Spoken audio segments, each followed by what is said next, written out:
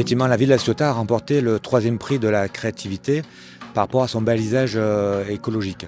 Quand on parle de balisage, bien sûr, c'est le balisage que l'on a sur notre plan de balisage annuel qui est déposé à la DDTM, les services de l'État. Et ça, c'est depuis presque 10 ans où on construit un balisage avec une encre à vis dont on n'utilise plus de corps morts. Ce système est fait pour vraiment protéger notre herbier de Posidonie et il a un double avantage, c'est qu'il est très fiable au niveau de sa géolocalisation.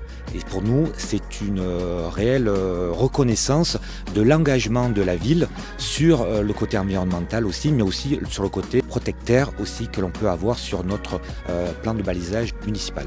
Une chose intéressante, c'est que en plus de cette action relative au balisage écologique, la ville mène aussi une action en parallèle pour la mise en place d'une zone de mouillage d'équipements légers qui pourra nous permettre d'ici 2024 de pouvoir garantir aux plaisanciers aussi de pouvoir mouiller dans la baie de La Ciotat en toute sécurité pour notre herbier de Posidonie. Historiquement, La Ciotat, comme vous l'avez compris, l'Association des stations nautiques Méditerranée, La Ciotat bénéficie d'une position centrale. Mais cette année, on l'a fait à l'occasion du salon de La Ciotat parce que c'est une belle opportunité et qu'en collaboration avec la mairie, on a eu l'occasion justement de mettre en valeur, de mettre en lumière tous les efforts qui étaient faits dans les stations nautiques. Et bien entendu, on tient à remercier fortement La Ciotat d'avoir mis à notre disposition ses équipes, son espace. Je crois que c'était une belle réussite.